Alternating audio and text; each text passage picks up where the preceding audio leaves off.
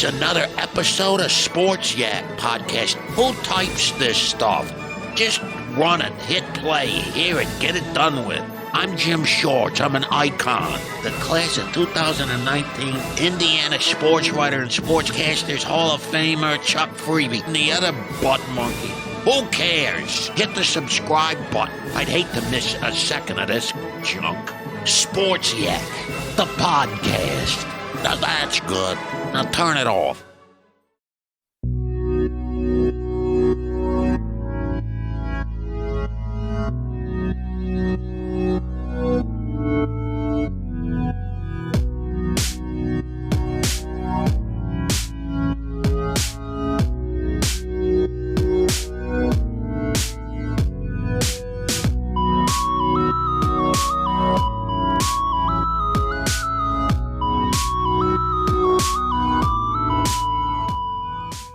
Welcome, everybody, to episode 9 of Disney Plus Reviews. We are reviewing episode 8. It's the final episode of The Mandalorian today. I'm one of your co-hosts, Phil Souza, and I'm joined by my good friend, co-host, and the guy who's considering a career as a nursemaid. It's Jack Altermat. Do you like Westerns, Phil? Because we're talking about The Mandalorian. We're not going to get to talk about The Mandalorian for another, I don't know, I feel like several years. Yeah. But no Western would have been complete without the instrument that's been played around campfires for centuries.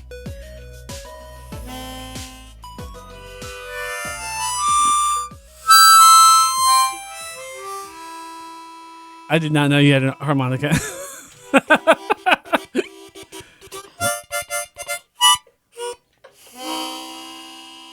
Pretty good. You know, John Williams in the new Star Wars, it's the last orchestral performance. Uh-huh. He really wanted a harmonica in there. I bet there's, if you search Spotify hard enough, you know, granted that they've got the licensing and everything like that, there probably is a harmonica player that plays all the hits, all the Star Wars hits. It's hard to play. I don't know how to play it, but I brought it from home. It even says Nashville on it. We have two harmonicas. I got it in Nashville. Oh yeah, Me too. I just got back from Nashville. Yeah. Well. And boy, are my arms tired. Well, I just flew in today, and boy, are my arms tired. But yeah, I have new respect for harmonica players now that we have a couple harmonicas at the house. Like, it's unbelievable how hard it is. Your wind capacity, it's unbelievable. Well, you have to do a lot more with your tongue than I thought, because like if you just straight blow into the harmonica, yes, it's 3 notes. But if you only want to play one note at a time, you have to do this weird thing. Isn't that weird? With your mouth. So, guys, welcome to Harmonicas Today, the only podcast about harmonicas. Sorry, Phil, I didn't mean No, to, I bet there's a podcast for everything. There's a podcast for harmonica players. I didn't mean to take us off of the beaten track, much like episode 6 did for this show. But here we are, the end of episode of season 1, at the end of an era of Mando. Yeah. It's hard to believe it's over, man. Did you feel like you got a lot out of this episode at the end, where you're like, "Oh, this is awesome"? Oh yeah, yeah. I was sold down the river every step of the way, man. The lava river, hook, line, and sinker. Wow, to mix metaphors. The lava river with an R2 unit that stood as tall as anything's ever stood ever. Yeah. I watched it separately from Jessica. My wife Jessica watched it a few days after I did, and then she finished it, turned it off, and I was just like, it's like I was like looking at her for validation. Right? I was like, it's one of the most amazing seasons of any show, period. Right? And she's like, yeah, the way that ended was just amazing. So well put together. Yeah, from beginning to end. I think Jon Favreau, having him overseeing it all, I think that helps. It's like the thing we've talked last week about Rise of Skywalker and that lack of cohesiveness that those 3 movies had, because it didn't have one person at the helm of the same person at the helm of each of them. Oh yeah, that you have John overseeing all this, and others, obviously others that are involved too. But man, what a great show! So good. I can't wait for season 2. Great payoff, and it felt Star Wars. Yeah. But it was new. It was new, but it felt Star Wars. Yeah. It was awesome. Yeah, I loved it. We'll get into all the gory details of episode 8, as it were. But before we do that, if you're just joining us for the podcast, this is your first episode maybe that you're listening to, and you just want to hear some guys talk about the final episode of The Mandalorian. We did 7 other episodes before this one where we reviewed every single episode of The Mandalorian. So go back and listen to those as well. I think you'll enjoy the conversation, especially if you enjoyed The Mandalorian, because we've been glowing about it. I mean, we've been pretty honest about like things that we didn't like. Yeah, but there hasn't been much that we haven't liked. Very little. Now, the tone of the podcast in general may change because we're going to continue on talking about Disney Plus. Yeah. And so just in general, it's going to be interesting to move forward from here and talk about, probably Apple Dumpling Gang next week. Yeah, whatever. We still got to figure that out. We are an unofficial Disney Plus podcast reviewing the most popular stuff on Disney Plus. And season 1 of our show is about The Mandalorian. It's wrapping up today. We're going to move on to other things in January and in February. I'd like to get to some more Star Wars. We're huge Star Wars fans, Jack and I. And so I'm sure we'll review some other Star Wars stuff in the future as well. Probably the final season of the Clone Wars and things like that. But in the month of January, obviously Mandalorian's done, and this is our final episode reviewing that show. So we're going to move on to some other things here next month. We do have an email address if you want to write into the show. We'd love to hear your thoughts on The Mandalorian or what you've been watching on Disney Plus. Hit us up at disneyplusreviews@hotmail.com and let us know what you want us to talk about next. I'd love to get some thoughts from the audience, and we've got a pretty steady listenership. It's not tons and tons of people, but we've got people that are tuning in every week to listen to us. So I appreciate you guys hanging with us into the next month. I'm already working on some guests. I've got a couple guests already kind of lined up for January. So we'll have some different voices to hear from, and of course move on away from The Mandalorian. But before we do that, Jack, we have to talk about the final episode of The Mandalorian, episode 8, chapter 8, Redemption. Yes. We kind of gave our overall thoughts. We'll go beat by beat through the episode like we do every show of Disney Plus Reviews. Obviously, that we knew this episode even before it even ran. We knew it was going to pick up immediately after the events of episode 7. These are more than any other 2 episodes. Like, this is a seamless. The episode 8 happens mere seconds after the end of episode 7. Yeah, it's a part 2, basically. Yeah. It is a 2-part finale, basically. So I love how it starts, because I was expecting it to be... The end of episode 7 was very dark and very sinister, and oh no, how are they going to get out of this? Is Kuiil dead? We had all these questions. This episode began in a way that I would have never predicted. And it started with some humor, and it was really, really funny. And I love it because immediately whenever the biker troopers, what do you call it? Stormtroopers, but they're the bike version of them. Yeah, speeder troopers. Speeder troopers? I don't know. Yeah, probably. Super troopers. They were sitting there, and they started talking. Yeah. Because they were waiting on the signal to come into town, basically. Uh-huh. They were told to wait, which is really funny because one of the comm things over their comm was Moff Gideon. He killed off some of his officers just to, prove a point, I think. So you need to wait. So they're like, that's crazy. He's crazy. And as soon as that guy said that, I knew it was Jason Sudeikis. Oh, really? See, I had no idea. Okay, so I had no idea. Adam Pally was one of them, and I don't know him as well, but Jason Sudeikis, he started talking, and I really like Jason Sudeikis. I looked it up after the fact, so I didn't know that going into he's very funny. This episode. But he, you knew it was his humor. I had no idea. The best part of the whole thing, other than the humor, they kept talking about Baby Yoda like it was a pet. They kept Jason Sudeikis' character kept hitting Baby Yoda, slapping it. Yeah, which I'm surprised Baby Yoda didn't fire up and melt him.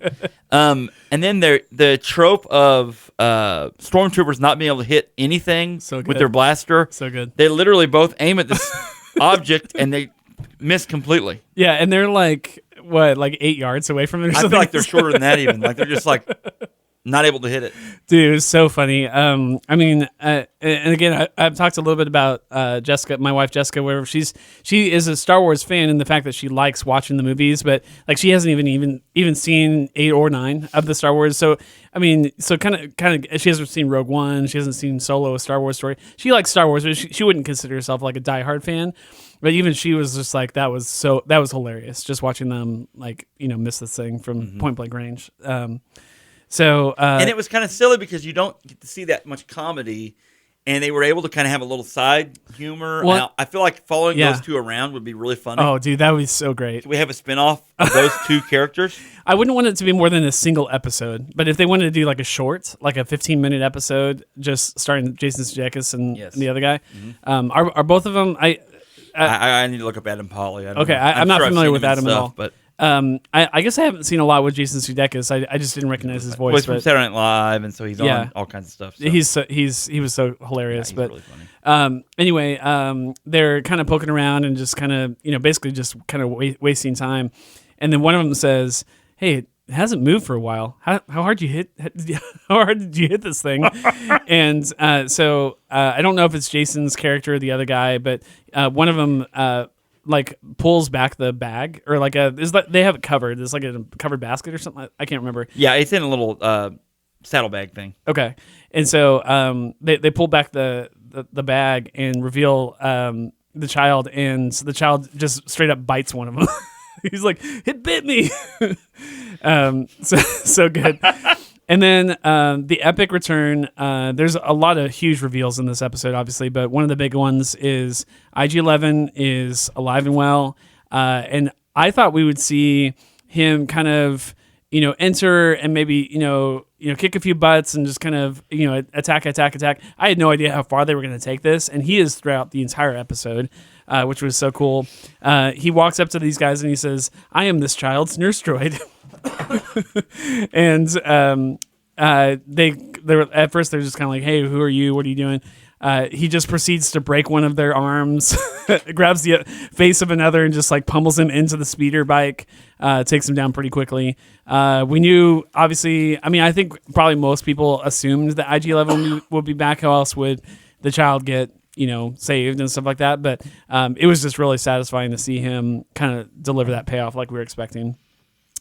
And that's about it from that scene. It cuts straight back to the bar. This is how I thought the episode would start, was just immediately going to the bar setting. But they're locked down. They're pinned down, basically. Kind of like the Alamo, where they're kind of stuck in there. There's no real way out. They're completely surrounded. Well, and you find out pretty quickly. I mean, 5 minutes in the episode, they're like, "There's no way out." Like, he looks at Grief and he's just like, "Hey, where's the back door?" He's like, "There is no back door. Like, you're looking at it. The way out is right in front of you." Well, the sewer, they figure out that there is a grate that could get into the sewer, but it's so thick that they can't cut through it. Right. They try, and I love. I mean, I really love Cara Dune's character, but she is very much take the bull by the horns, like take control of any situation. Ex shock trooper and all that kind of stuff.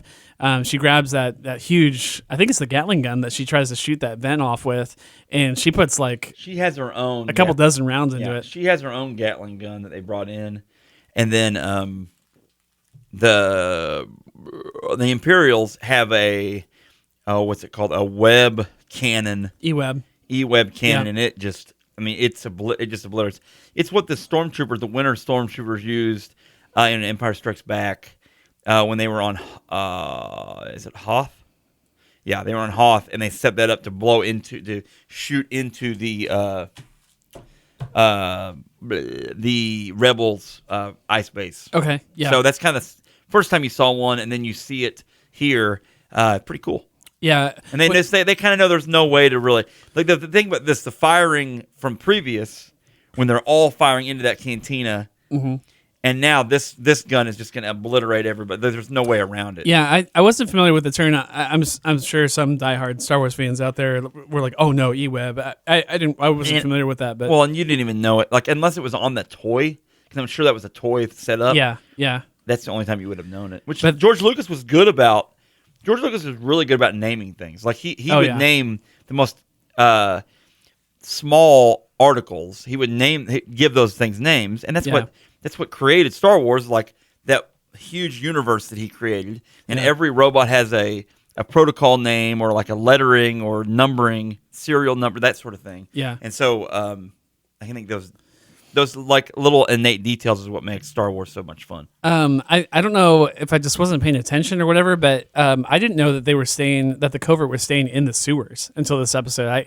I guess if I'd really paid attention to the decor from like episode 2 and stuff like that, that I would recognize it as like sewer-like. But basically the Mandalorian's like, hey, if we can get down to the sewers, we can get out of here. Like, and I'll grab my boys and we'll shoot our way out of this town, basically. But they have to get down to the sewers first. Yes. So we see the E-Web heavy repeating blasters, what they call it, and Grief just looks at them and he's like, it's over. Like there's nothing we can do. Yeah. And so Moff Gideon at this point starts to orate and do what bad guys do. Yeah. And he starts to call them out by name. Oh yeah. Which is unreal. Yeah, so cool. He knows Cara Dune. He knows the Mandalorian's real name. And the Mandalorian's like, there's only one way he knows that, and that's if he has the registry from when I was found and like from my birthplace.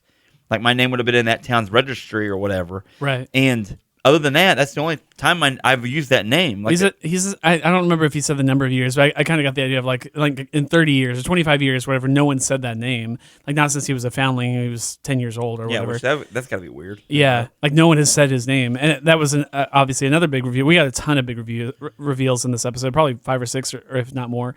One of them being we know his name now. So I guess we can stop calling him the Mandalorian. His name is Din. Yeah. Din Djarin is his name. And like he looks like a Din Djarin. Yeah, he's a Din. I mean, not too long after this is another big reveal. We see him with his head, with his helmet off. We've seen the actor obviously before, and it turns out he actually fought the Mountain on. I didn't realize this was a crossover show. He fought the Mountain on Game of Thrones. So the Mandalorian, Star Wars and Game of Thrones is the same universe. I didn't know that. I didn't know Pedro Pascal was in Game of Thrones. He was. Was he a pretty major character? Yeah, and he's the only person that almost killed the Mountain, and then he gets his literal skull crushed. Okay. It's so much fun. Game of Thrones, ladies and gentlemen. I've not seen Game of Thrones, but it's wild. Cara Dune also is great last season, Phil. And everyone universally thinks that last season of Game of Thrones is great. Yeah, no one does. Even I know that, Jack. Sad. Go ahead. The girl that plays Cara Dune, is she also from Game of Thrones? No, but she is from okay. A very attractive MMA background. So. For some reason I was thinking she was in Game of Thrones. She may be. I don't think so. No, let me look her probably up. not. I'm gonna use the internet. Okay, yeah. I'm gonna use the internet. You look that up. So, we get some monologuing from Moff Gideon, which is actually really, really cool monologue, and we learn something new. I feel like about every character that's in the room. So, Cara Dune, he drops this phrase, and I actually rewound it because I was like, did I hear that right? He actually mentions that she's from Alderaan, which is so cool. Obviously, if you know Star Wars, you know a lot about Alderaan going all the way back to the original movie, Star Wars, and that came out in 1977, A New Hope. Alderaan gets completely obliterated. I heard a million voices cry out, and then they were silenced in an instant. What a crazy thing! I know. The Death Star. We watched Rogue One today. Oh yeah, and I forget how I need awesome. to go back and watch that. The visual of the ability of the Death Star, like the things that it can do. I've only seen Rogue One once. I believe. That's all you need. I may have seen it twice, like in quick succession, but yeah. I've not watched it since it came out. Numerous Bothan spies died for those plans. Yeah. So she's from Alderaan. Obviously wasn't on the planet when it went up in smoke, but is originally from there. Same planet as Princess Leia, which I thought that was kind of a cool reference. We finally get Din Djarin's name, the Mandalorian's name, and we learn a little bit about this weapon, maybe not the exact same E-Web repeating blaster, but one exactly like it was also used to exterminate Mandalorians during the Great Purge. So Din immediately recognizes that gun. MMA. Is that what it says? She was an MMA fighter? Yeah, Miller goes, yeah. Okay. And so, obviously it's probably not the same gun, but again, a gun just like that was used on Mandalore during the Great Purge, and so Din obviously has seen that gun before. And then we learn also that Moff Gideon himself was on Mandalore, or at least above Mandalore, from the sky or whatever, during the Great Purge. So, Giancarlo Esposito, is that his last name? Yes. And he's phenomenal. He's so good. And I think I'd only seen him in Revolution, that TV show, short-lived show that in a world where all the power goes out and you expect it to be he was actually, Walking Dead. He was really good in that show. He was, but he's really good in Crap, what am I thinking of? Breaking Bad. He's so good I in haven't seen Breaking Bad either. And in Better Call Saul. I mean, so good. Okay.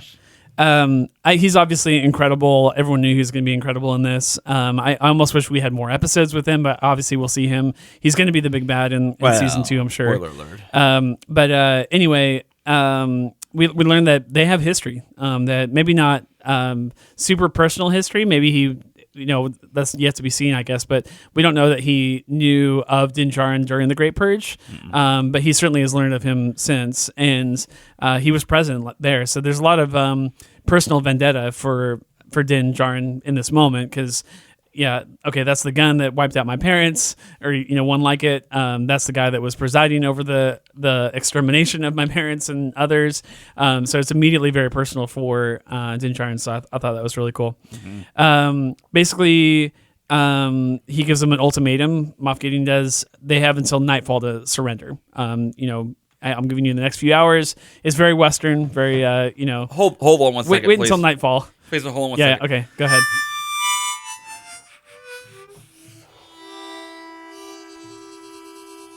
Thank you. Perfect. I'm so glad you brought that. I won't overdo it. No, it's perfect so far. I'll let you know though. So and then we get this odd statement that I didn't really understand at first until like later on in the episode, and then I heard some people talking about it after the episode. But he says we get this flashback, and we kind of get the full flashback. We've seen like clips of it, bits and pieces of it, but this is a full extended flashback. Unedited, uncut, and he says he wasn't born on Mandalore, which is interesting. I am assuming he's still a Mandalorian. Foundling. He says I wasn't born on Mandalore, but I am a Mandalorian, or maybe Grief says that about him. And then he says Mandalorians aren't a race; they're a creed. What's your take on that? Like, would you say he's actually Mandalorian blood? Like, he looks like the other people on Mandalore. Can I say it this way? A person can be Jewish and not be from Jerusalem or from descent. Israel, or does that make sense? Yeah, I mean, exactly. I'm trying to think of the best. Maybe that's a really rough way to say it. It's kind of like being a belief, like being American. Like right. There's no like American race. Like, right. We are a melting pot. Yeah. But they are a belief. They are a belief. Does that make sense? It's his religion, basically. He said he wasn't born on Mandalore, so that means like he's not a Mandalorian blood. He's not a Mandalorian blood. No, that's correct. Okay, interesting. But he was raised in the ways of the Mandalorian. Yeah, this is the way. This is the way. Yeah. I have spoken. Okay, so interesting. So he's obviously a rough, aggressive type. Being from Mandalore. Yes. But not Mandalorian blood. I wonder if that will matter. But if that will differently, maybe if they get but even the pure blood Mandalorians, like the person that's the forge, the lady that's in the forge. Yeah. She treats him like a regular Mandalorian. So I think that I think that she's the lead, basically, roughly the leader of the Mandalorians that are on that covert. Yeah. You think about this, where it's different. Like Jango Fett and Boba Fett, they just wore Mandalorian armor. Like they don't even believe it. Like they take their helmet off, they're flying around, whatever. Yeah, they're using the technology. So yeah, and then that phrase comes back in at the very end of the episode, which we'll get to here in a little bit. And then I think it's Grief. One of them makes the comment of like, "Hey, like, oh, I wonder if they already have the child," and one of them says, "If they already have the child, we'd all be dead." Like the only reason that we're still alive is that they don't have this. Mando thing. says that. Yeah. So he hails Queel. He's like, "Hey, Queel, come in, whatever. Are you out there, whatever?" But there's no response. And at this point, it's pretty sure we find out definitely for sure at the end of the episode. But Queel's not coming back. But like he's all the way dead. But then you hear this laughing, this giggling over the comm. Oh yeah. And it's baby Yoda. It's the child. It's the child. Yeah. Because the child's having a good time riding on the speeder with IG-11, which I thought... Talk about this. It looked really weird. Talk about the sequence. What was really funny, whenever IG-11 beat up the speeder troopers, and there's someone listening that's going, "They're not called speeder troopers!" I have no idea what Sorry. Anyway, all I know them as "Hey, get back here!" troopers from Return of the Jedi. Yeah. In the woods. Right. Anyway, but IG-11 hops on that speeder, and it's really funny to watch him hop on that speeder. Yeah. Because he bends his little knees up, and he's just like Do-do-do-do-do-do. How did he get out to them so fast when they stopped? Because they flew away from where the ship was at, where the Razor Crest was at. Right. They stopped. How did he get out there so fast? And I'm assuming he commandeered the bike. It was a better. I'm assuming they were just right outside on the outskirts of town. Like, I don't know, but he had to get there from where the.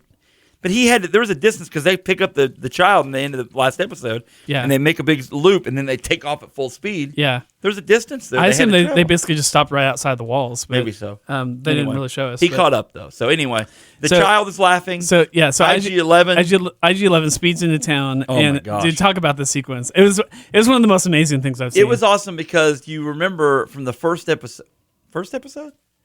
Second episode? Third episode. Okay. Right? Isn't that the third episode we meet IG-11? No, we meet him in the very beginning. Episode 1. Yeah. Sorry, guys. Yikes. Yeah, he's the one that's shot in the head. Right. In the first episode, we meet him and we see how much of a crack shot he is. He's perfect game. He can see in 360 degrees, so he's taking out stormtroopers left and right when he's flying into town here. Yeah. Bing, bing, bing, bing, bing, bing, bing. It's awesome to watch. Yeah. Baby Yoda's loving it. And dude, he there's turns that his one part. body. Yeah, there's this one part where protect the there's two stormtroopers flanking a Jawa, and Oh my and he gosh. like speeds right past and he fires two shots, pow pow, and the stormtroopers go down and the Jawa's still alive. He's just looking around because the Jawas are he's an assassin droid, so he's very precise. With his shots, and he knows that the Jawa's not a threat. Right. Which is kind of crazy to think about. It's really cool. Yeah. They don't. Here's my one, not beef with the episode. You have to get really nitpicky, I think, to find anything wrong with this episode. But I like we're expected to believe that basically all of his programming came back. Like as soon as he realized he had to protect the baby. But he said that Kuil gave the out because this happens in shows where they go, but. Kuil says that he will protect. He will protect. And then they came back around to that later in the episode. I'm just saying, like, he had to teach him how to walk in the last episode. He taught him. and then this one, he's basically an assassin droid again. Yes. Just mowing down fools. Yes. But under the guise of he's protecting. But I loved the sequence. Yeah, I could turn that part of my brain off. Some of the best action in the entire series. Mm-hmm. So it was really cool that the payoff, just the culmination of everything we've thought about IG-11, just him just going in guns blazing. So basically, he kind of almost creates a distraction. Really, like by the time he actually gets to the bar, it's so cool. Like he has the child like on his chest, and he spins his chest around to protect the baby, and then he's firing both guns at the same time. Plus the actual speeder's gun, like there's a gun on the front of the speeder. So he's just starts causing chaos in the that little area outside of the bar. He that distraction he causes then gives breathing room to the people inside the cantina. They come out, and now they have a chance to come out. Yeah, Giancarlo Esposito's character went back to his ship or wherever he went. Yeah. He's out of the way. That's right, yeah. He comes back in the middle of the fracas of it, and now it's like over half of his troopers are dead. Yeah, and it's mayhem. Here's the thing about him, though, and what I like that they did with him, they don't make him into a sniveling, like, crybaby bad guy. Right. He is able to take aim and take care of himself. Yeah. Which he fires a single shot at Mando, and it like catches his shoulder or something like that, and he goes down for a second. It hits him in the back of the head. Oh, that's right. He knows the weak point of that armor, which is crazy. Yeah. He gets because Mando's looking the other way, shooting that repeater. It's basically a repeat of episode 1, yes. which I totally didn't mind. No. But yeah, it is essentially the same thing that happened in episode 1. He gets on the big gun, he starts spinning it around, he's mowing down everyone. Then he really finishes him off by shooting that battery array that's in front of him. Yeah. That powers that gun. Super smart. And it blows him up and blows him out and knocks him out. And that hurts him too. They grab his carcass and take it back into the cantina. Right.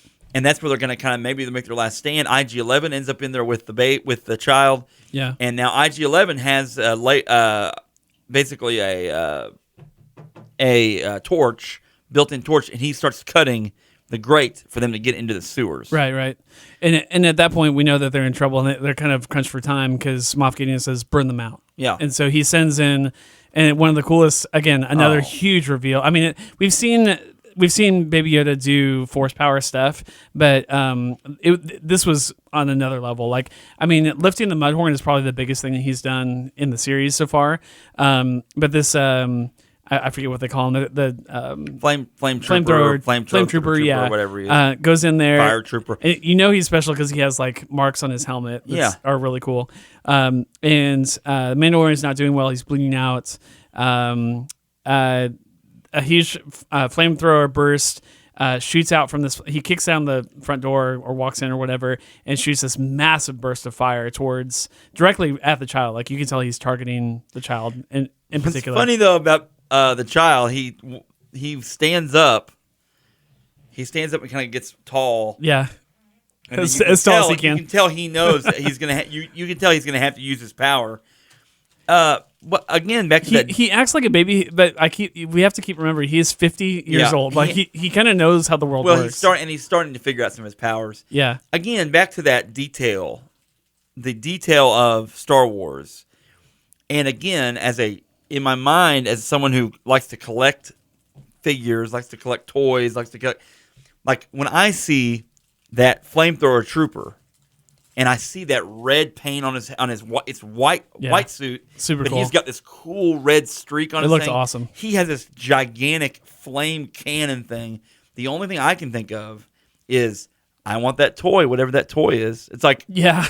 You know what I'm saying? That's I think totally that true. Potentially, and here's the thing about Star There'd be a Wars. Star Wars Black Series toy. Right. The thing is like, they were talking about, I've seen a few articles about the amount of money that Disney missed out on by not having Baby Yoda, like a doll, plush doll, or something, ready for the holidays, ready for Christmas. Yeah, exactly. Well, and now it's like they bought all this Mandalorian stuff. Yeah, that could be cashing in on that kind of stuff too, and they will. It's going to be March or April before we see any of it. Yeah, it'll be a high definition, like really nice toy. Yeah. And so they won't make a ton of them, but there's a market for these kind of toys too. So, anyway. So yeah, basically, the child, for lack of a better term, like catches the fire and just throws it back at him and just absolutely torches him. Yeah, explodes his backpack, and the flamethrower and everything else, and just kills the guy. Just cooks him. Yeah. And so then that buys them time because now the room is on fire completely. Yeah. And that's the one byproduct of that sequence is like, okay, now we really got to go because like the whole thing's going up in but flames. it does kind of protect their backside while they are sawing into the sewers. True. Because those people can't really get in there either because it's just melting hot and everything else. So yeah. To the sewers, cowabunga. And then the big thing that happens next, we kind of already covered it, but we see his face, the Mandalorian's face.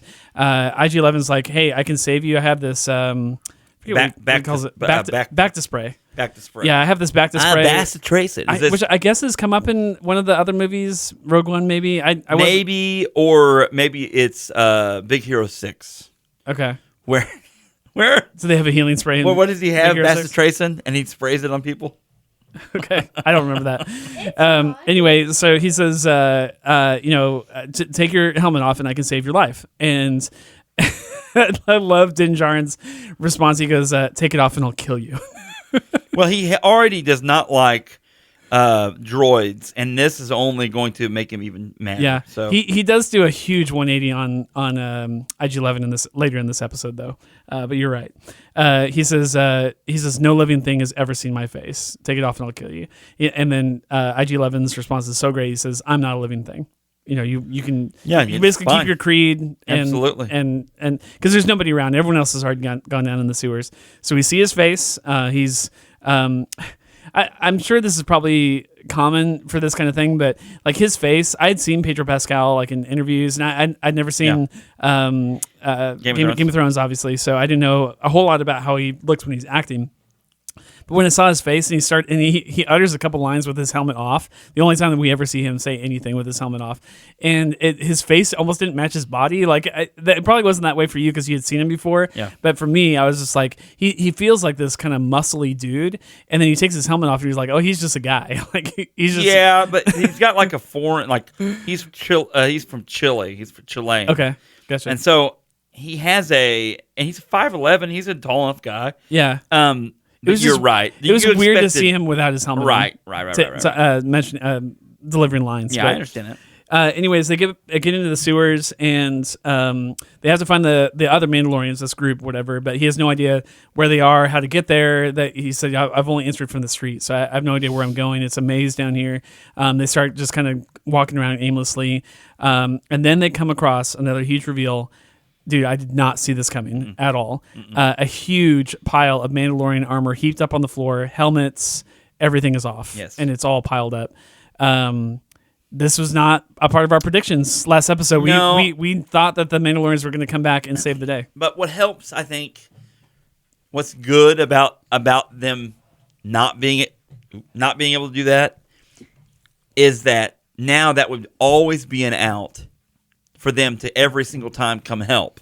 Yeah. Now you may have maybe one or two of them that are still practicing being Mandalorians, because now with this big pile of stuff, they've all either been killed or they've escaped. And I think because the Imperials come apparently after they came in and took out a bunch of the bounty hunters. The Imperials that gave wind to the Imperials to know, hey, something's up here, and now we're going to storm in. Yeah, we get a lot of exposition from the Armorer, I think is what they call her in the subtitles. But the Armorer is that female Mandalorian that we've referenced during the show. Who has a cool helmet. It's so cool. I love her character. We get to see her fight in this episode, which is so awesome. Yeah. But she actually makes the comment of like several of them escaped, I hope. I hopefully several of them got away. Made it off world. So hopefully we'll get to see them again, but maybe in fewer numbers. It'll be interesting to see where they go with that. But dude, I did not see that coming at all. I almost felt like it was purposeful. Like they wanted you to think that these guys were going to come in and save their bacon, but then all of a sudden they're all dead. Not an option. Yeah, they're all dead. Not an option. Yeah. So. Pretty crazy. The Armor explains that they got wiped out after they revealed themselves. So basically, they sacrificed their whole covert to save this one Mandalorian. This is the way. And then, so obviously, they're not going to rely on them to get out of town.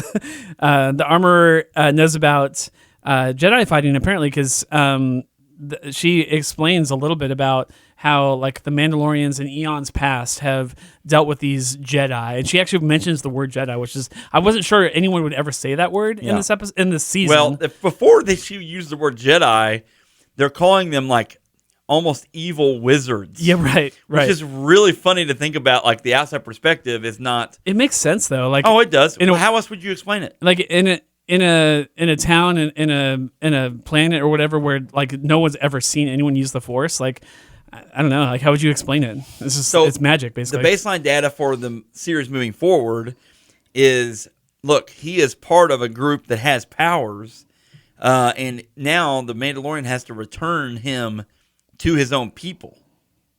Which what's that going to be like? And it probably doesn't happen next season. So this is the Oh, it's not going to happen? I was thinking it was the premise for season 2. Is this a 2? Maybe at the who end. Knows? 3. I mean, they haven't actually publicly said how many seasons. Can we get now that basically the child's going to be raised up as a Mandalorian too, so we've got to get him a helmet. Yeah, so this is kind of where that phrase comes back again, where earlier they were saying Mandalorians aren't a blood, they're a race, they're a creed, or they're a creed. And she basically says, hey, the two of you guys now are a tribe or whatever of 2. Yeah. Like this is your new clan that you're running with. And the child, this baby Yoda child, is basically a Mandalorian now. It's kind of how I interpreted it. Right. She says, you got to reunite him with its own kind. He says, you are its father now. Like you basically are going to father this child. And then she also says you've earned your signet, which I thought that was a great payoff. There's a lot of like things that were set up throughout the whole season. Again, compare and contrast episode 9 of the movies, which we won't talk about here. We did a whole spoiler episode on that. If you want to go back and watch, where you just or tried listen to make that episode, but chicken salad out of whatever it was, or you thought you had to make. Maybe I should put it this way: JJ thought he had to make chicken salad out of previous stuff. Maybe to you, to others. There's just no way. Again, without this non-spoiler on episode 9 of the movies, if you haven't seen it, but there's no way to wrap up everything in a single movie because of how many things they set up for it, how many pins that he had to knock down with a single bowling ball, and so. But this is such a contained experience. Like it's 8 episodes that air over the course of 2 months, and so they can introduce something in episode 3 or 2 in this case, and then pay it off at the end of episode. And that's 8. what made it doable. That's what made it controllable. Yeah. Whereas, did you see what the signet was? Yeah, the Mudhorn. Yeah, horn, which is awesome. That was cool. Like I appreciated that they didn't have to come up with something else for him to like be known for. And the one thing that like in episode 2 when he returns back to the covert, and they say, okay, you've earned your signet. He's like, no, I haven't earned it. Like the child helped me. My enemy helped me. He still thought of the child as an enemy. And so I don't deserve that signet, that Mudhorn signet. But in this one, it's kind of like, okay, you've done so much to protect the child, and yes, he saved your butt too. But you've done so much to raise him and protect him over the last whatever it's been. We talked about that. It's been a couple months or so since episode 1. Yes. That now you've earned the Mudhorn signet. Like you've actually gone through your paces, and it's time.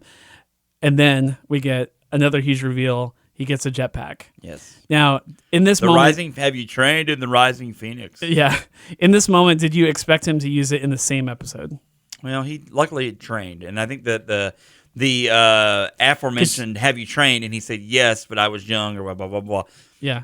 And she says, like, you won't be able to use this right away. Like, you're going to have to, like, train with it. And it's going to have to get to know you. He will be able to outmaneuver a TIE fighter.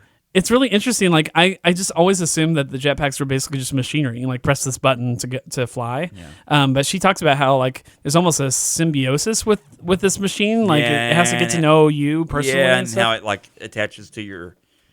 It's not like it had a hand control. Like he just started flying. Right. Yeah. It makes sense when you see like when you go back and watch TV Boba. show, like we don't have to explain it. You know what I'm saying? No, like, no. You know what I'm saying? Like you don't. It hasn't had to be explained. You want it to work. And if they. Like if the forums and stuff like that, Star Wars fans everywhere are like, we want it explained. They can always cover it in season 2. Like okay, how's the jetpack work or whatever. They have to. I mean, Turbo Man has his own jetpack, so should the Mandalorian. So they get away, and I assumed at that point he wasn't going to use it. That would be like a payoff for season 2. Like okay, something to look forward to in season 2 is he's learning how to use this jetpack and everything. Yeah. They get away. There's some. Stormtroopers that finds the armorer down in the who's just sewer. Sitting there like cool person, like a cool karate superstar, and then hey you blah blah blah, and total Stormtrooper mate, and then she stands up and starts throwing her hammers and stuff at him and just crushes all of them. And then she's done, and I guess that tells us she survived. Yeah, I watched that sequence twice, just because the action was so good in it. Yeah. At one point, she takes one of her hammers and like smashes the face off of one of them. Helmet off of him. I was like, dude, that is so awesome. Really cool. It looked really good. So she survived, and so I mean, you'll have her help. She'll be on the same planet that. Well, I won't get to the end, but. Ding. Ding. Then the lava river gets to the kind of the final sequence of the episode. This kind of extended boss battle, lava river. pretty cool set piece. I other than Mustafar, we never really seen like this kind of level of like lava flow and stuff like that. I thought it was pretty cool. There's an R2 unit on the boat, and it was so cool, man. Like I could see some people like, hey, well, that's not a real R2 unit. Hey, this thing got. Modded at some point. I don't know. But dude, when that thing like rose up and was like 6 feet tall, well, it was like cool. At first you're like, oh, it's toasted. This thing is toasted because it's been sitting in wreckage. In this lava environment, getting ash all over it for who knows how long. Right. And then it fires up and then it stands up and they're like, well, what's it? It does something. And they're like, well, we don't speak droid, even though IG-11 probably does. Yeah. But they're like, what's it asking? And then one of them says, I think it's asking where it wants us to go. Which in my mind, I'm like, how long is this lava river, really? I mean, it's like a subway of lava rivers? Right. Anyway. Neither here nor there. It was kind of actually a pointless thing other than it did speed them up enough. Yeah. And then they couldn't slow down, and then it was gone. Shot its head off. Yeah. really weird. I didn't understand it. It was a very quick like, hey, this is a cool droid. And okay, he's gone. But it had 4 arms, which was kind of cool. It was like six appendaged. Anyway, it was pretty cool. And then we get yet another payoff from going all the way back to episode 1. IG-11, Din Djarin, like with his cool visor, sees that they're basically getting ready to ambush them at the end of this tunnel. But first, our friend Grief makes one final. He always does this. I'm really starting to like his character. By the way, I am too. Yeah. I want more of him. But he did this thing. One more final thing where he, like in the 2 episodes ago, no, in the last episode, he goes, "What can go wrong?"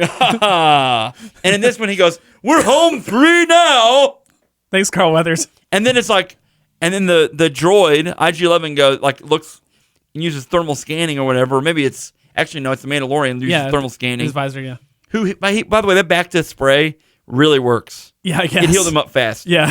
And he looks, he goes, "No, we're doomed because they're waiting to ambush us at the end of this tunnel." Yeah. And IG-11 makes the ultimate sacrifice, the Creed level, my sacrifice. So this goes all the way back to episode 1 where IG-11 just couldn't stop talking about self-destructing, and it's like over and over again the Mandalorian's like, no, don't self-destruct, don't self-destruct. This time they're like, okay, yes, finally, this is your chance, you get to self-destruct.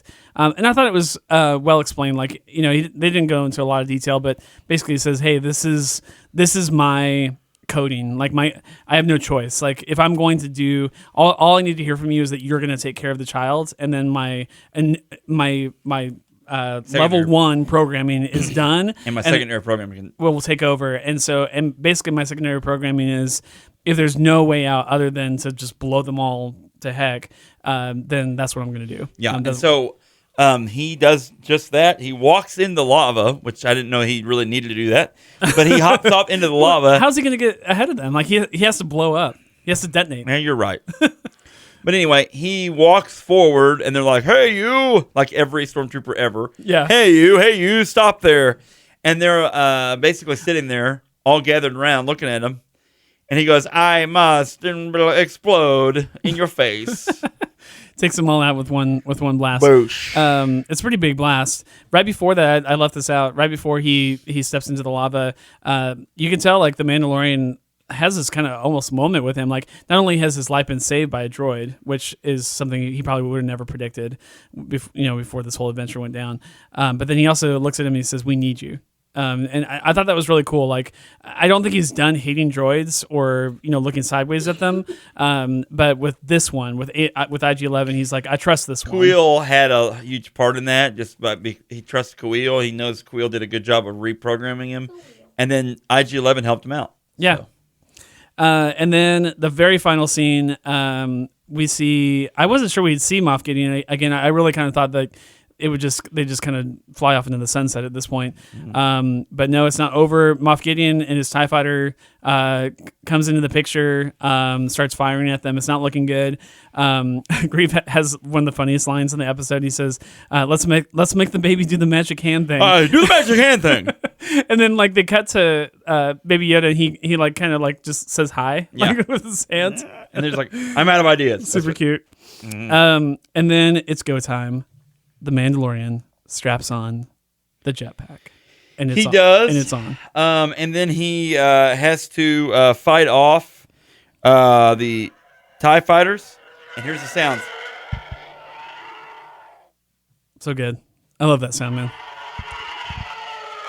Oh, it's Moff Gideon. Look out! As Moff Gideon's flying through the distance. And so he has to pretty quickly he grapples onto this thing. He decides within like 10 seconds. I have an idea. He uses this new jetpack that he got 4 seconds ago that apparently doesn't take any training to fly. And he flies and matches speed with a TIE fighter. Well, he grapples on, and then that pulls him forward.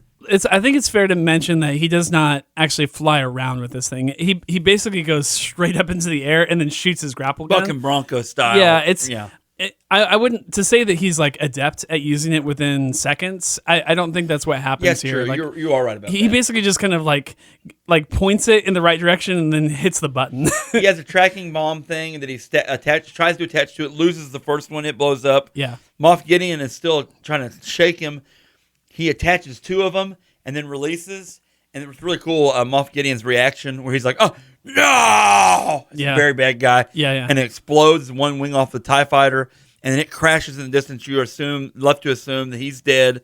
And then the good guys on the ground meet up and talk a little bit. The baby is with the child is with the Mandalorian. Cara Dune. We're left to assume that Moff Gideon has died in the blast, which Yes. of course, like no one ever stays dead. Right. So Cara Dune, really weird. She says I'm gonna stick around here to make sure everything gets cleaned up. I appreciate that. I don't know that she needs to do that. It is a little weird. Grief goes on this. He tries to talk her in. I feel like she sticks becoming around a bounty hunter. is going to work and do some of that, though. Yeah. And I'm like, I don't know if that really fits her character, but maybe that gives her some purpose. I want to get into predictions for next season here in a second, but just to kind of wrap up the episode, they bury Queel, so like it's confirmed, like he's definitely that character's dead. I was a little bummed they buried him on this planet. Oh, I didn't think about that. Well, I feel like he could have taken him I didn't think about that. That's really back good. I mean, no, he didn't want to take a dead body. He could have frozen him in carbonite. I mean, he could have. There's a lot of things he could have done. Wow, I didn't think about take that. him back to his home planet. Yeah, why not? I feel like if you're going to honor him, do that. It is probably a long way back to that home planet, though, just to bury Queel's body.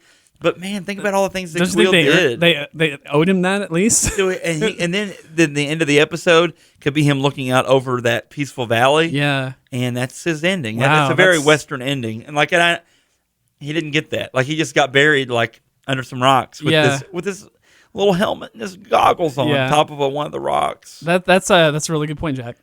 I think kind of bummed me out. That would have been a better. Sailing off in the sunset for him. Like that's true. No. That is weird. But then, out of the TIE fighter, the Jawas are collecting because that's what they do. Which I've never viewed the Jawas. Is effectively like the Infinity Gauntlet, like coming out of But I've never viewed the Jawas like I have now that I've seen this show. Yeah, because Jawas, I don't view them as like they are a sentient creature and they use technology. But they're almost like these, I don't want to say rats, like this scavenger creature that scavenge technology. But it's like that's just what they do. Like they just show up and they start picking things up. It's like and I'm not trying to call them a rodent or anything like that. I mean, you know how rats will collect, insulation and they'll collect brush and weeds and anything that's laying around to make a nest. Yeah. That's kind of what the Jawas do with stuff. I've just assumed that they're basically Rey. Like Rey from like The Force Awakens. Yeah, but they're like a lower speed. It's weird though. Yeah. They love eggs too. So great. That's still one of the best scenes in the whole. Like, best living, best life. So Moff Gideon is alive and he has a darksaber. Which honestly, like I had not gotten to the darksaber stuff in Clone Wars yet. I'm still trying to get through season 1, believe it or not. I have a long ways to go. You have to fast forward a little bit and watch some of those episodes. I need to start racing. Really cool stuff. But I was not familiar with the darksaber. That does not come up in the movies unless created basically so the Mandalorians, 1, knew who the leader of the Mandalorians was. 2, it could best a lightsaber. Yeah. And it's not a Jedi weapon. Right. And so it's one of those things where it's like really cool. It sounds like it was lost a lightsaber. It was lost in the Purge. Okay. I mean, it's essentially a lightsaber, but it was lost in the Purge, and it's been missing. I listened to a thing online since this episode. It's been missing for up to this point, approximately about 8 years missing. Okay. It was known where it was at. It was so they were only Jedi used on temple, Mandalore? maybe in a Jedi temple or in the Sith temple. I'm trying to think of which one. No, or maybe on the Mandalore home planet, initially where it was at, and now it's... Have darksabers been seen on any planet other than Mandalore? No, I mean, no, I don't think so. I Just thought there was one. I thought there was a character that had one in I can't Clone remember. Wars. Well, I've not watched them, so I don't Darth know. Maul ends up with it. I don't know. Anyway, I've forgotten. But it was cool. I like when I first heard that sound, I was like, "What? He's a lightsaber?" Yeah. Like, because I was thinking, is this guy like? He's not Sith. Like you don't think he's a Sith Lord, right? No, I don't know. He didn't have to be. Right. As I was talking to, I feel like if he was, he would have been doing I some. was talking to Amanda about this Force today. stuff. Like he's Moff Gideon, Moff Tarkin. You think about Moff Tarkin when he was on New Hope, right? Because Okay. did he die at the end of New Hope? Doesn't he die in the first Death Star? Yeah, he dies. Okay. He absolutely is like one of the worst humans, like human character that does not have power. Right. Right. I think Moff Gideon is similar, where he's just a bad human, like Yeah. a bad, just the worst. Sour he will grape. kill. Well, he kills his own people. Yeah. but he's he doesn't very have. he's very Darth Vader. I don't think he has powers. I don't think he has powers. Right. No, Could be wrong. I agree. I think he just has this darksaber. Like if he had power, he just would have stormed in there and forced everybody. Use his force. Power. He would have exemplified some abilities. I think in this episode. Right. What a great bad guy. Cuts himself out. And yeah, we're led to believe he's gonna be the kind of the big bad in season 2. So I can't wait to see more. Hopefully, he gets some help. So. So let's go back into predictions for next season. Cara Dune, Bounty Hunter. I think so. My guess is she's only in like 2 episodes next season. Okay, interesting. That's my guess. Yeah. They will move on to some other people. I think there will be like a Lando sighting. I think there will be some tie-in to the old characters. They'll do their best to not have to over CGI things, hopefully. Yeah. I honestly, can I say this? And I can't believe I'm going to say this. This would be a great series. Oh, God, I can't believe I'm going to say this. This would be a great series to have like a Jar Jar Binks. Oh, my gosh. Weird, like this weird thing where he's just like Mando has got to be like, what the freak are you? But you know what I'm saying? A one shot, don't bring him on all the time. Yeah. A one shot thing. This would be the one kind of series I would say. Do you think contrast? Do you think they go to their planet? That planet? I don't know. I know it's weird, and people be like, "Why would you do that?" This would be the time to talk. This would be the kind of thing he could play the kind of the straight, not funny. Mandalorian could play that. Yeah. You have Jar Jar and him be like, dude, a 2020 CGI'd Jar Jar Binks could actually look kind of good. Okay. Yeah. I'm not saying you should, but if you really wanted to have a good ending to that character, if you really wanted him to maybe have him being thrown in the Sarlacc by maybe Boba Fett, if Boba Fett does come back. By the way, I know zero payoff of that. That's what is up with that? Super weird. That was in episode 5. Standalone 2, and I think it's because we're on Tatooine. We're led to believe that now he has not made it off of Tatooine. Somehow he's stuck on Tatooine. I don't even know. It's so weird, man. I don't even know what the impetus was to even try to introduce that. Like, how could they not know? I mean, they knew. They knew exactly what they were doing. They were going to put this little 5-second thing in there at the end of episode, I think it was episode 5. Yeah, and all the rumors are going to start swirling. But why not show us just his boots again, like in episode 8, like on that planet or something, like that he's following the Mandalorian or something? It's so weird, man. I really thought that we would see him in this episode. It can't be anyone else that was on the show. It can't. It's not Grief. It's definitely not. It's not Moff Gideon. It's not Moff Gideon. It's not any of the people. Yeah, I don't know. It's a character we have not yet seen on the show, and it was super weird to give us that teaser mid-season. I would maybe understand a teaser in this episode, like at the end of the season 1, like, oh man, what's season 2 gonna hold? Mid-season and then no payoff at all for the rest of the season was a weird choice, man. Yeah. Like one of the weirdest choices they made in the series. So I'm excited to see more Grief Karga. I really want him to be like not good guy, because I kind of like the fact that he's a scoundrel. He's kind of that Han Solo, kind of like, yeah, he does good things, but he's also a smuggler. You know, like I could see Grief Karga like maybe like wanting to turn. He'll go back to his old ways. It's all he knows now. Yeah, he was a disgrace. I want to see him in season 2. He may end up being the mayor of whatever town this is. I could see that happening. Oh, interesting. he cleaned it up. He could run on that ticket. Maybe. What's weird for him is that maybe Grief Karga 20. Politics. Maybe our podcast shirts could be Grief Karga 2020. I mean, politician. You know what I'm saying? Yeah. Vote for Grief 2020. Cara Dune, vice president. I don't know. Yeah. Would anyone buy that? If you want to email us, tell us. Would you buy that shirt if we made Karga it? doesn't give me any grief. 2020. He'll take the grief for you. No, I want to see more of him in season 2. But I don't want him to be like a bad guy that like turns on the Mandalorian. I want him to make general statements that end up foreshadowing nothing could go wrong now as the razor beast flying things. What else is bite his arm? What else has Carl Weathers got to do? I think season 2 is kind of his thing. I could see them going on some expedition for some ancient archaeological thing on that planet, and he has I've gotten some intel from blah, blah, blah. And then, you know what I'm saying? Like, be like information guy. I say that. Heck, he may end up turning bad. Who knows? You're going to see lots of Giancarlo Esposito, or at least a few times, 3 or 4 times, to continue him being the bad guy. I really hope we see a Boba Fett. I hope we see the Hutts and figure out who's in charge of the Hutts. Oh, that'd be cool. I think Jabba's son is probably in there somewhere. Has got to be around somewhere. They've been in charge of this stuff for a while, and so yeah. That'd be cool. More Jawas. I don't want to see the First Order in this series. Like, even though it's like pre-First Order, other like than some little inkling of it. I just want that. If they're going to do that, I want it to be its own series. Like, if you're going to do it right. Dedicate your whole show to it. Like, here's how the First Order got started. Yes.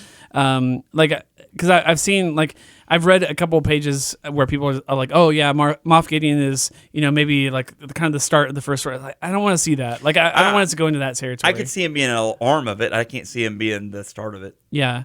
They're still Empire. Like, they still refer to them as imps and stuff like that. Will we see any more Jedi? We'll see actual Jedi?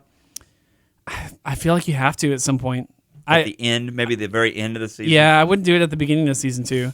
I don't know that it's a Jedi that is a named Jedi. Like, I feel like it could just be a brand new Jedi. Yeah. A brand new character that they introduced in the show. What Jessica asked me at the end of watching episode 8 was, she's like, so are they going to his planet? Like Baby Yoda's planet? I was like, I don't know. I mean, they said he needs to be with his species, so whatever that means. He's going to have to track it down and figure out how he gets there, so. I don't want to. She's like, can you imagine like a city of Yodas, like 2,000 Yodas? Like, I don't think there's that many of them. Playing ping pong and farming. I just don't want to see Yodas like doing laundry and getting groceries. I always want them to be mysterious. Price is lowest they are. Do they all talk like that? Maybe Yoda just.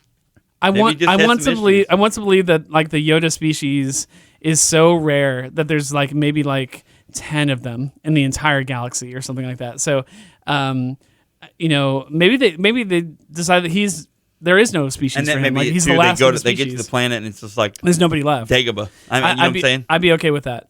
I don't want them to do like 1,000 Yodas. Like I just think that waters the brands that they've initiated with Baby Yoda stuff. So they got some merchandise after all. Yes, you know it.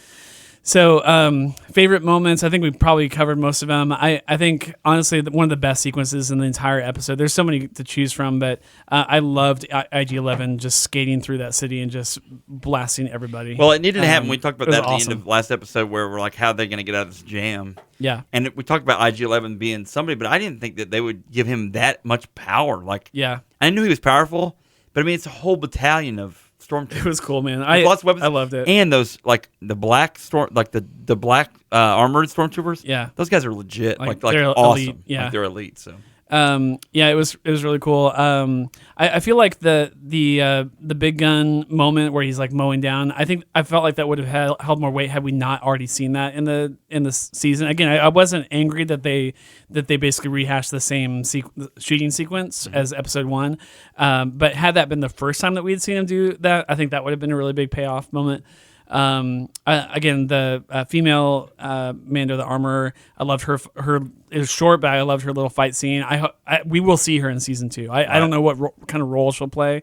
I guess another question for season 2 is, will we see more Mandalorians? I want to believe that they're in hiding like on some planet, and we'll see one or two. I don't know that we'll see a big group like we did before. It just can't be, but they can't be the easy out every time either. So it's like one of those where maybe you find one, or the one that John Favreau's character maybe he comes out of hiding. I can see one almost kind of Master Padawan style, kind of like training him like how to use his jetpack again, and like kind of helping him like level up, so to speak, in season 2. So that'd be cool to see, like maybe a Mandalorian training thing.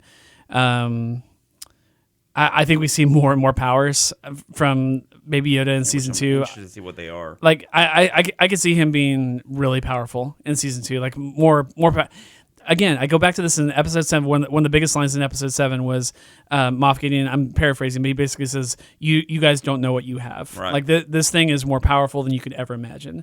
And I'm really hoping to see like him do like Luke, Rey, Anakin level of like force manipulation. Like I would love to see him just do some crazy stuff. And I know like the haters out there will say like, oh, well, he hasn't had a master train him, and he shouldn't be this good. It's like, hey, like everyone is different how they approach the force, and I could see him just being naturally right.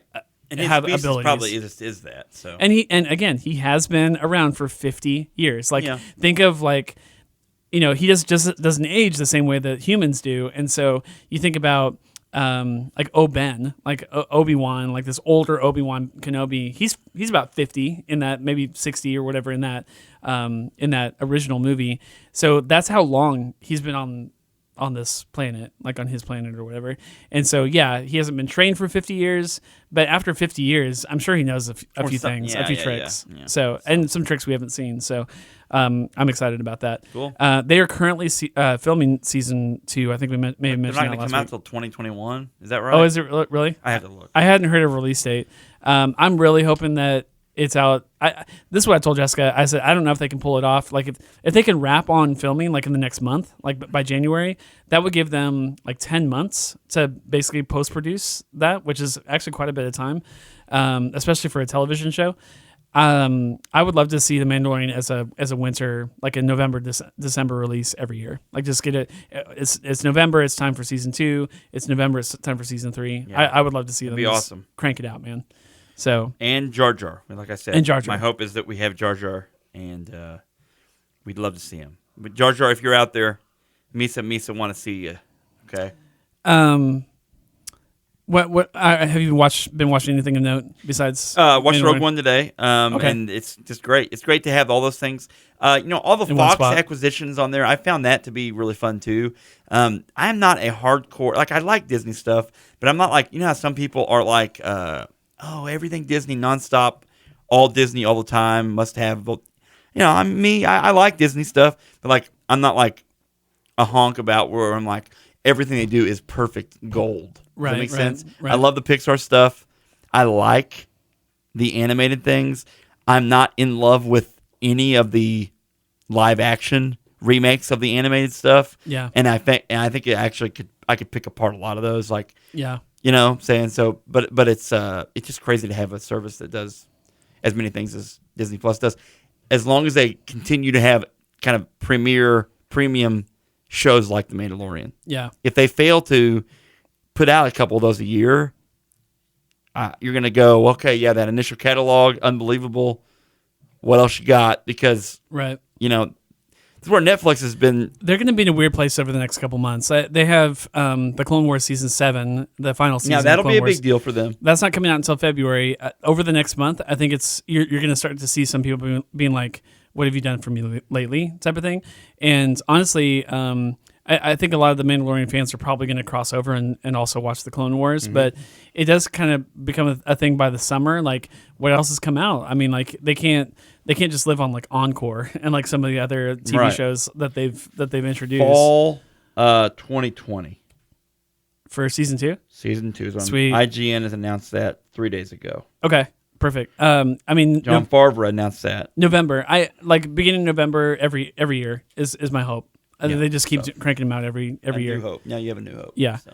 We unfortunately, it's going to be a while since before we see Marvel stuff. I think the Winter Soldier, Falcon. I was really hoping that would be. But I think that's quickly. the next one, and that's going to be next fall. So yeah, it's going to be kind of dry as far as new content. Yeah. That said, that's a good transition into what we want to cover next. We've got a couple friends of ours that want to come on the show and be a guest. Probably the next couple episodes. I'm really hoping to get. Scheduling wise, I don't know if we can get one a guest for next week, but definitely in the next couple weeks we'll have a guest on our show and just talk about maybe some different things that we're not covering. We're talking about. I know you wanted to get with one of your old friends that has been watching. He wants to watch, and he'll come on. And Steven will come on and talk about High School Musical, the series. The musical series. Just a one-shot deal. We're not going to cover that whole series. Yeah. We'll cover that episode. We'll cover the whole series. I'd like to do an episode on that. Well, and we could talk about High School Musical in general. Yeah. Miller is here in the studio as well. And he could talk about High School Musical too. Yeah. Which he likes as well. So I know you're going to laugh at me for this, but I was thinking of like exclusive, like big things that they've done, and like the Forky stuff is too small, like too short. I think that stuff is really funny. Like I don't know if you watched any of those. No, but I have. Yeah. Jordan loves them. Jordan honestly is watching more Disney Plus than anyone in our household for sure. She watches it every day, and it's mostly. I think I told you this the other day, but it's mostly Rescue Rangers. I was telling my brother that. Rescue Rangers. She's all about Rescue Rangers, the original '90s TV series. She loves that show. She told me the other day that's her favorite show right now. Well, it should be. It's Rescue a great Rangers. show. Yeah, Muppet Babies and then just a slew of other Disney Junior stuff. But she watches it every single day. But the Forky stuff is actually really funny. I wouldn't mind maybe covering a couple of those. Yeah. I think those are brief conversations. But this is where I don't want you to laugh at me, but I might be interested in covering the Lady and the Tramp. Live action movie. Oh my gosh, we could talk about it one episode. I'll watch it. We'll have to have a guest on to help us talk about that one. How about next week we talk Pixar? Okay. Are you game for that? Yeah. We'll talk about Pixar in general. Okay. Cool. So yeah, that sounds cool. good. And I might rewatch a couple of Pixar movies that I haven't seen in a while. They also have the Pixar. In real life, it's not as good. Oh, that's right. You guys were talking about. I don't like it as much. It's not great. I'll give it another chance this week. Yeah, just to watch some of them. They're doing a couple of those like behind the scenes type shows, and those are cool. I know Aaron Dicer, who's also on this network, does the Sif Pop show. If you haven't checked that out, sifpop.com. He's been watching that, and he swears by it. There's like that. I forget what it's called. It's like Day in the Life or Day in Disneyland or Day with Disney or something like that. Mm-hmm. And he says it's pretty good. Like it's a good documentary style show, just kind of covering the history of Walt Disney and how everything called? came about. I watched one of those as well. Yeah, he said first episode of those. He said it was pretty good. Those are good. Pretty well covered. So yeah, we will continue to discuss the two of us, and again, get with our guests, see what they want to see. If you have some ideas, you know how to get a hold of us on the show. disneyplusreviews, that's PLUS all spelled out, at hotmail.com. disneyplusreviews at hotmail. Let us know. You heard some of our ideas right now, just kind of Pixar, maybe some Forky stuff, Lady and the Tramp, High School Musical, the musical series, which is the weirdest name ever. Yeah, yeah. And then perhaps some other things that we haven't quite caught. So over the next 4 or 5 weeks, we're probably going to be kind of limboing with just kind of every week, just kind of being a very different discussion. Yeah, a different topic. And then honestly, like the next thing I'm super excited about is the Clone Wars finale season. So I have a lot to watch in the next 40 days. If you're going to catch up, I'm going to have to watch every episode. Yep. Going into that. So it's going to be awesome. Well, thanks for joining us for another episode of Disney Plus Reviews. Remember to hit us up on iTunes with 5-star ratings. That really helps people find the show. Tell a friend, let them know about how you're enjoying the show, and especially if they're into Star Wars and The Mandalorian. I think they'll really enjoy what we've been doing over the last 8 weeks. We're moving on from The Mandalorian. We'll see you next Monday with something else. We'll figure it out. Probably Pixar. Yeah. We'll talk Pixar next Pixar, okay. It'll be great. Sounds good. So, all right. Thanks, guys. We'll see you then. See you.